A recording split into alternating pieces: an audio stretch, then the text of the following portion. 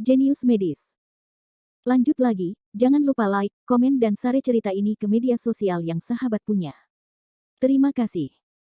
Bab 2556-2558 klik. Suasananya membeku di tempat, dan ekspresi semua orang membeku dan membatu. Li Tianyi membuka mulutnya lebar-lebar. Maksudmu dia tidak mati sejak awal, sengaja mendirikan biro, dan kamu bekerja sama dengan aktingnya. Li Wenyan sedikit malu dan mengangguk. Jericho Li terbatuk. Jangan kaget, tetua. Aku tidak bisa menahannya. Lagi pula, jika tidak seperti ini, musuh tidak akan keluar dari air. Sekelompok tetua tidak bisa berkata-kata. Bersama mereka sedih akhir-akhir ini. Mereka tiba-tiba bereaksi dan datang, Ling Yan gadis ini tahu, kan?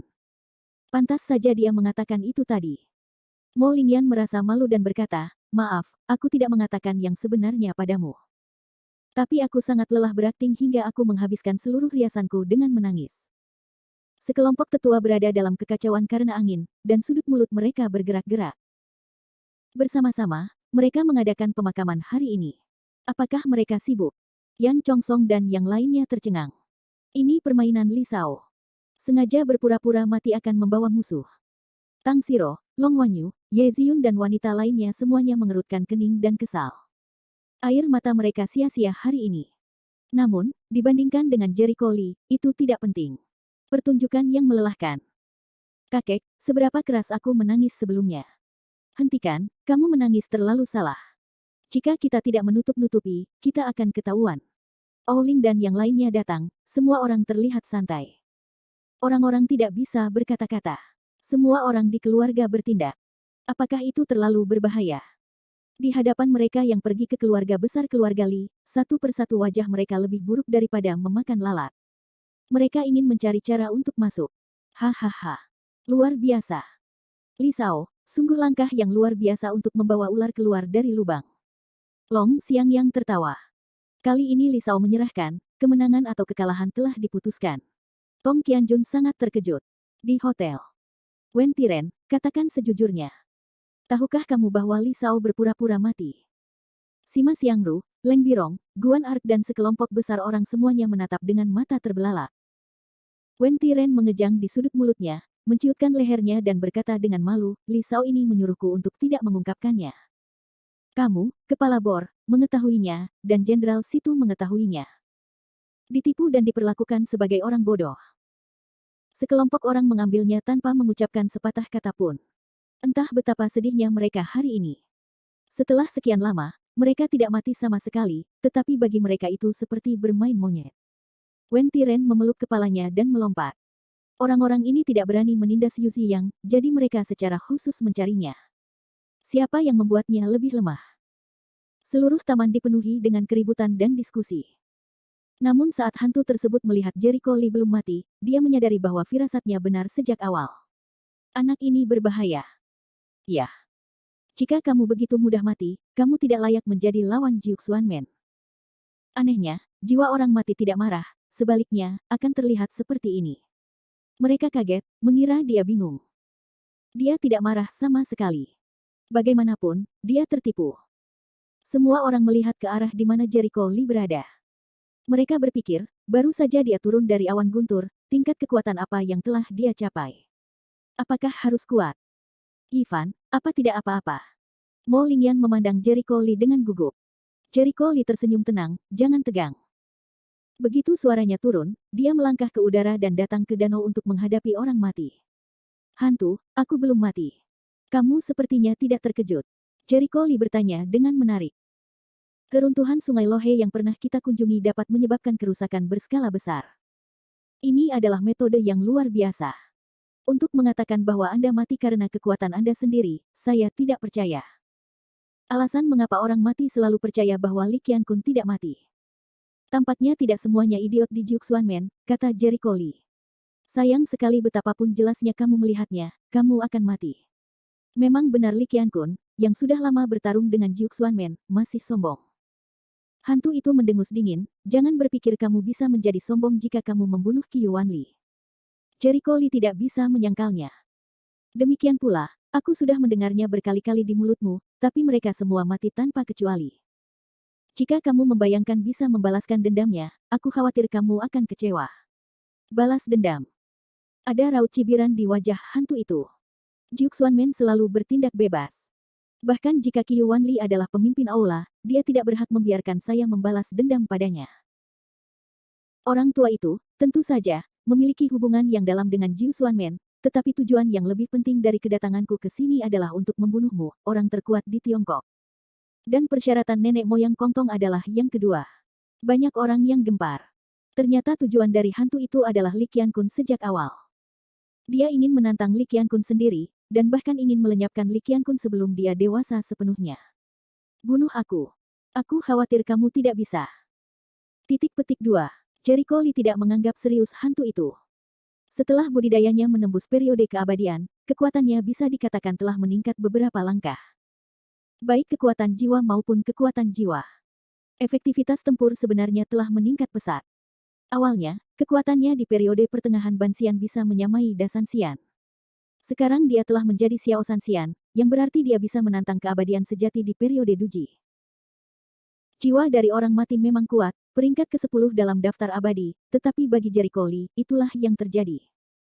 Arogansi. Roh orang mati telah mendengar tentang kesombongan Jericho Lee berkali-kali, jadi mereka tidak dapat menyangkalnya. Mereka sama sekali tidak menganggapnya serius. Detik berikutnya, hantu itu tiba-tiba tangannya, dia mengangkat tangannya, gelombang air melonjak dari langit, lalu membentuk pedang air. Jericho Lee melihat ke arah pedang air, dan senyuman aneh muncul di matanya. Apakah ini caramu mengalahkan mereka? Semuanya berbunga-bunga. Yah, meskipun kamu tidak bisa menjadi ancaman bagiku, bagaimanapun juga, kamu berasal dari Juk Xuanmen. Jika kamu datang, aku tidak bisa membiarkanmu pergi. Us. Pada saat berikutnya, pedang air yang tak terhitung jumlahnya datang, dengan semangat membunuh yang sangat ganas, seolah ingin menembus Jericho Lee. Namun, ketika pedang air hendak tiba di depan Jericho Lee, tiba-tiba pedang itu berhenti di udara. Klik. Dengan suara retakan, pedang air itu langsung meledak menjadi kabut. Kemudian permukaan air di seluruh danau naik dengan cepat. Tidak. Melihat ini, wajah Duan Lao menjadi tegang. Jika dia terus melakukan perlawanan seperti ini, permukaan air akan naik dengan cepat, dan akhirnya segala sesuatu di sekitarnya akan terendam, menyebabkan banjir. Anda segera mengirimkan perintah untuk mengevakuasi semua orang dalam jarak 10 km dari taman. Ada 20.000 km persegi. Danau yang airnya cukup untuk menimbulkan banjir besar, sehingga perlu dilakukan evakuasi masyarakat. Bab 2557. Semua orang yang menyaksikan pertempuran di tempat kejadian juga menyadari bahwa itu tidak baik. Ketika mereka mundur, mereka semua menemukan tempat tinggi dan menyaksikan pertempuran dari kejauhan. Tentu saja siaran langsungnya harus berjalan seperti biasa. Lagi pula, banyak orang memperhatikan pertempuran itu. Meski pernikahannya hancur, tapi bisa melihat puncak dari dua duel kuat, juga tidak kalah. Artinya, menonton pertarungan yang kuat lebih menarik daripada menonton pernikahan. Semua orang menantikan pertemuan puncak. Di permukaan telaga, kedua sosok tersebut berukuran agak kecil, namun momentumnya bagaikan pelangi, namun membuat orang merasa berdiri di dunia. Ledakan. Jericho Lee mengangkat tangannya untuk membubarkannya. Di saat yang sama, dia mengendalikan danau di bawahnya, menciptakan gelombang besar yang menyapu masa lalu. Tidak ada gunanya bagiku. Roh orang mati mengumpulkan pedang air yang tak terhitung jumlahnya, merobek gelombang besar dalam sekejap, dan melawan pada saat yang bersamaan. Jericho Lee meredakan, gerakanmu seperti ini. Haha, hantu itu tidak dapat menyangkal, jadi bagaimana dengan gerakan ini? Saat ini, dia minum dengan suara rendah, dan lingkaran cahaya muncul di langit. Kabut air mengembun dan panah air terbentuk. Menarik, apakah ini cara menggunakan pikiran? Jericho Lee melihat sekilas bahwa ini adalah cara menggunakan pikiran, dan ini adalah cara yang sangat cerdas. Pada saat yang sama, dia mulai melawan. Di tengah kerumunan, banyak orang mengerutkan kening. Gerakan orang mati ini tidak mudah untuk dipatahkan. Ya, jurus ini tidak hanya kuat, tapi juga memiliki jangkauan serangan yang luas. Bisa ditentukan berdasarkan kekuatan musuh, jadi tidak mungkin untuk dipertahankan. Biarpun itu Li Qiankun, sangat enggan untuk melawan, apalagi menghentikan jurus tersebut. Lin Chen dan Geng Zijue, yang telah dikalahkan sebelumnya, tidak optimis dengan kemampuan Li Qiankun untuk mematahkan jurus tersebut. Faktanya, banyak orang yang mampu membela diri. Selama pertahanan mereka cukup kuat, sekuat apapun mereka, mereka bisa menahannya. Namun, pertahanan saja tidak cukup. Toh pertahanannya sendiri bersifat pasif dan tidak bisa mematahkan jurus lawan. Cepat atau lambat, mungkin akan terbunuh karena tidak dapat mendukung. Oleh karena itu, gerakan mematahkan adalah hal yang paling penting, namun tingkat kesulitan gerakan mematahkan lebih tinggi daripada pertahanan sederhana. Mereka tidak berpikir bahwa Li Qiankun dapat mematahkan aksi terkenal orang mati, bunga pir badai. Tidak ada gunanya. Kamu tidak bisa bertahan di bawah badai ini. Hantu itu sangat percaya diri dengan gerakannya. Meskipun dia menganggap Jericho Lee adalah ancaman besar bagi Jiu Xuanmen, dia tidak berpikir Li Qiankun benar-benar bisa menjadi lawannya. Siapa yang bilang? Mulut Jericho Lee mulai mencibir, dan tangannya langsung mengeluarkan api. Api surgawi. Wajah hantu itu sedikit berubah. Dia ingat bahwa Jericho Lee memiliki api langit yang sangat kuat di tangannya, yang awalnya berasal dari Kou Tianhuo, Ham. Tetapi meskipun itu api langit, itu mungkin tidak dapat menghancurkan badai. Panah air yang tak terbatas meledak dan menembaki nyala api. Kekuatan air yang tak terbatas sepertinya memusnahkan api langit. Pui. Saat air dan api bertemu, kabut putih yang tak terhitung jumlahnya naik, dan nyala api segera layu. Melihat pemandangan ini, banyak orang menghela nafas. Bahkan jika itu api langit, itu tidak bisa menghentikan hantu itu, desah Lin Chen. Wajah gengsi Jue pahit, dan kekuatan orang mati terlalu kuat. Seperti yang kubilang, api langitmu mungkin tidak mampu menahan hujan badai. Orang mati tertawa terbahak-bahak. Apakah kamu salah paham tentang Skyfire? Wajah Jericho Lee tenang. Pada saat itu, aura mengalir ke api langit, dan nyala api segera naik, dan kemudian mengembun menjadi tali sutra yang tak terhitung jumlahnya, seperti sebuah kompetisi, langsung mengikat panah air di langit. Ledakan. Begitu apinya berkontraksi, panah air itu langsung patah dan terbakar menjadi kabut air. Adegan ini, seolah-olah dilihat semua orang. Apa maksudnya? Jiang Sui merasa luar biasa. Yan Chongsong di satu sisi berpikir, ini murni pengendalian tembakan. Apa? Semua orang di sekitar terkejut. Bagaimana apinya bisa dikendalikan setipis tali? Tong Qianjun tidak dapat mempercayainya. Api milik yang kasat mata, dan milik bentuk api, jika ingin dikendalikan, hampir mustahil, sumpah seorang pria yang berkecimpung dalam alkimia. Yan Chongsong menggelengkan kepalanya dan berkata, salah. Siapa yang memberitahumu bahwa nyala api pastilah nyala api? Ketika kekuatan jiwa sangat kuat, kekuatan jiwa dapat mengendalikan nyala api dan mengembun menjadi bentuk apapun. Tetapi akan sangat sulit untuk melakukannya. Lakukan itu. Ada keheningan total di sekelilingnya, dan dia menatap Jericho Lee dengan mata terbelalak. Yan Yuling berkata sambil berpikir, Li Shaoqi adalah penguasa Sendan. Kekuatan jiwa dari penguasa Sendan. Bukan tidak mungkin untuk mencapai langkah ini, bukan. Semua orang terbangun seperti mimpi. Ya, Tuan Sendan. Apa kesulitannya bagi mereka yang dapat mencapai kondisi seperti itu untuk mengendalikan api hingga mencapai kondisi puncak?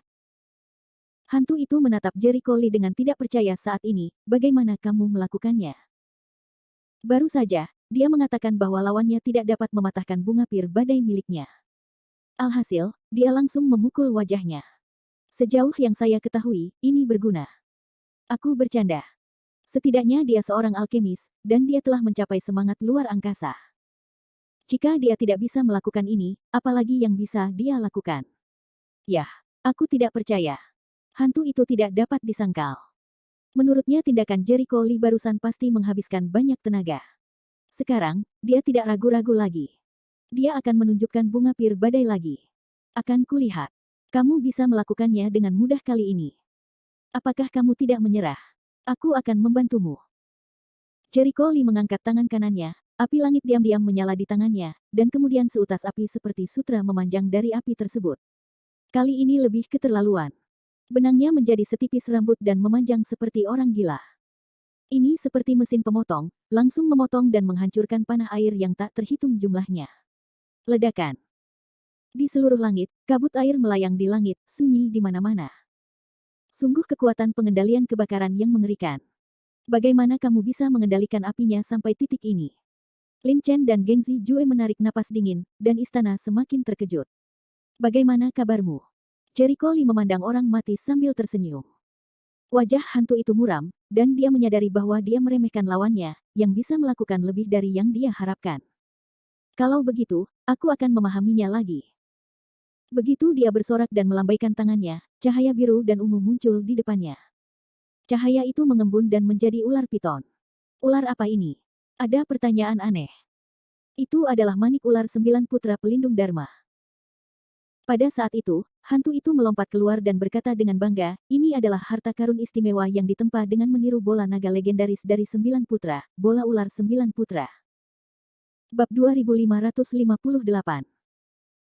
Kita semua tahu cerita bahwa naga melahirkan 9 anak laki-laki, dan naga adalah binatang legendaris, dan 9 anak laki-laki itu sangat kuat. Manik ular 9 putra mungkin tidak sekuat manik naga 9 putra yang legendaris, namun tidak bisa dianggap remeh. Saya tahu kartu orang mati tidak sesederhana itu. Saya khawatir akan ada permainan bagus untuk ditonton. Keluarga Ouyang sangat gembira. Chun Yuhang berkata sambil tersenyum, lalu menurutmu siapa yang lebih kuat dan siapa yang lebih lemah? Tanpa ragu-ragu, Gong Huayang menjawab, tak perlu dikatakan lagi, orang mati lebih kuat. Naga adalah binatang dewa, dan ular Teng adalah keberadaan naga dalam legenda. Manik-manik ular 9 anak tentu sangat kuat. Masuk akal jika ingin memiliki yang atas tangan. Hal ini didukung oleh sebagian orang, dan tentu saja sebagian orang menentangnya. Lawannya adalah Yan Chongsong, Tong Qianjun dan lainnya yang berdiri di sisi Li Qiankun. Li Qiankun, sungguh menakjubkan kamu mengizinkanku menggunakan manik ular 9 putra. Setidaknya, kursi ini sudah tidak digunakan selama beberapa dekade. Suara jatuh, salah satu manik-manik ular, berubah menjadi ular piton, dan menggigit Jericho Lee. Itu hanya satu set manik-manik ular 9 anak yang membuatmu begitu terlena. Kamu benar-benar sombong. Hati Jericho Lee membaca sebuah gerakan, dan api langit mengembunkan benang sutra yang tak terhitung jumlahnya, yang langsung mengikat ular piton itu. Yi. Benang apinya kencang, seperti gambar memotong panah air, langsung merobek ular piton. Namun kali ini, semuanya tidak berjalan mulus. Sebaliknya, ular piton itu meronta dengan keras, melepaskan diri dari benang sutra api, lalu membuka mulutnya untuk menggigit Jericho Lee. Jericho Lee tidak panik, kakinya kosong, untuk menghindari serangan itu. Tirai ini jatuh ke mata penonton dan langsung dianggap sebagai tanda bahwa ia terjatuh melawan arah angin. Yang mulia layak untuk mati. Li Qiankun, sepertinya dia tidak bergerak. Semua orang yang mendukung orang mati bersorak. Di hotel, murid Yu Ziyang dan orang lain tiba-tiba mengecil. Mereka tidak menyangka kekuatan orang mati akan begitu kuat. Di mana kamu bersembunyi? Jiwa orang mati meraung dan mendorong ular piton itu untuk menggigit. Jericho Lee mendesak Tian Huo, dan benang api yang tak terhitung jumlahnya menjerat ular piton itu. Namun, ular piton itu kembali melepaskan diri dan menerkamnya. Haha. Li Qiankun, jangan bergerak. Chun Yuhang sangat bangga. Sepertinya semua orang menganggap tinggi Li Qiankun. Orang yang disebut orang kuat No. Satu di Tiongkok tidak layak menyandang nama itu. Gong Huayang juga berpikir Li Qiankun akan kalah. Di tengah kerumunan, Ye Ziyun mulai merasa tidak nyaman, kenapa dia selalu bersembunyi. Apakah sulit menjadi lawan? Jangan khawatir, cara Li Sao tidak bisa menjadi satu-satunya, tegas Tang Siro. Percaya bahwa Jericho Lee tidak akan kalah. Di sini, Jericho Lee menghindari serangan piton dan memadamkan api langit. Bukan karena apinya tidak kuat, tetapi manik ular 9 anak itu jelas bukan harta karun berupa air. Tanpa pengekangan properti, api tidak dapat memberikan efek ajaib seperti menangani bunga pir badai. Tentu saja, jika dia mengorbankan api kekacauan, dia pasti bisa dengan mudah membakar ular piton tersebut, tapi masalahnya hal itu tidak perlu. Melihat bayangan virtual ular piton tersebut, Jericho Lee tiba-tiba memancarkan cahaya dingin di sudut mulutnya, datang dan coba trik baru. Tangannya terkulai ke bawah, dan dari lengan jubahnya, sesuatu yang kental seperti lumpur mengalir ke bawah. Apa itu? Orang-orang dengan mata tajam melihat benda hitam mengalir dari jubah lengan Li Qiankun dari layar siaran langsung.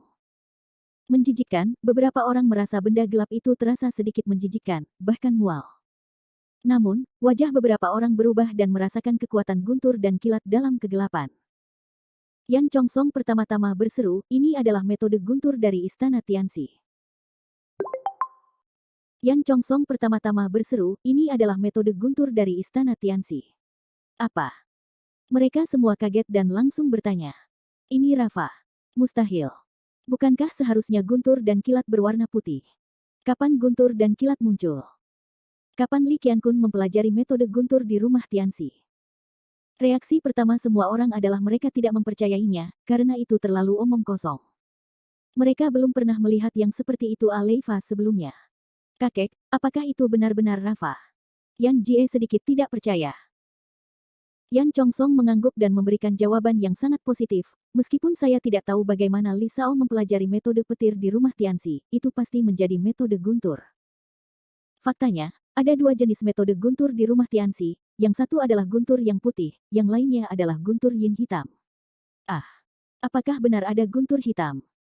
Yan Jie merasa luar biasa, dan banyak orang di sekitarnya melihatnya satu demi satu, seolah-olah mereka telah menemukan benua baru. Faktanya, tidak hanya ada guntur hitam dan putih di dunia ini, tetapi orang-orang biasa tidak terlalu mempedulikannya. Metode guntur di rumah Tianxi berasal dari organ dalam manusia. Dengan ginjal yang kotor berlatih guntur yin. Biasanya, orang dengan yuan yang rusak hanya bisa berlatih yin lei, dan yin lei dan yang lei hanya bisa berlatih salah satunya. Mereka tidak bisa hidup berdampingan. Tidak ada yang bisa dikatakan tentang karakteristik yang lei, kecuali yin lei tebal dan keruh, seperti kotoran, dan dapat dengan bebas berubah bentuk, seperti belatung tulang tarsal, yang sampai batas tertentu lebih mengerikan daripada yang lei. Yan Chongsong berkata sambil menatap Jericho Li Sao mungkin ingin menggunakan petir untuk menghentikan gerakannya. Mendengar ini, orang-orang tiba-tiba menyadari bahwa ini cukup membuka mata. Di sini, limbah berat di bawah kaki Jericho Li langsung menutupi lebih dari separuh danau, dan area tertutup hitam terlihat, dengan busur listrik berkedip. Metode petir di rumah Tianxi. Tentu saja, orang mati juga mendengar komentar orang-orang di tepi pantai, lama menatap benda hitam dan berlumpur, berpura-pura menjadi hantu. Jelas, dia tidak merasa benda kotor ini bisa menjadi ancaman bagi manik ular 9 putranya. Kalau kamu berpura-pura jadi hantu, coba saja, canda Jericho Li. Naik. Tidak ada omong kosong dalam jiwa orang mati, yang mendorong ular piton itu menggigit masa lalu. Dong. Pada saat ini, sekelompok besar guntur gelap mengembun menjadi penghalang dan berhenti tepat di depannya. Piton bayangan virtual tidak percaya kejahatan, menggulung ekornya dan tersapu. Bang. Ada gelombang besar, tetapi penghalang Yin Lei benar-benar menahan serangan ular piton. Banyak orang terpana di tempat kejadian. Pertahanan yang sangat kuat. Hantu itu bersenandung dengan marah dan mendorong ular piton itu untuk menyerang lagi. Jika aku bisa membuatmu menerobos, aku akan kalah. Jericho Li mengangkat awan guntur yin, seperti bola lumpur, yang langsung menelan bayangan virtual ular piton tersebut. Puff. Ada busur listrik kecil yang melonjak di dalamnya, dan kemudian bayangan virtual ular piton itu langsung hancur. Klik. Salah satu dari 9 manik-manik ular segera kehilangan kekuatannya dan berubah menjadi bubuk di tempat. Jericho Li berkata dengan tersenyum, ini yang rusak. Tampaknya manik ular 9 putramu tidak begitu kuat.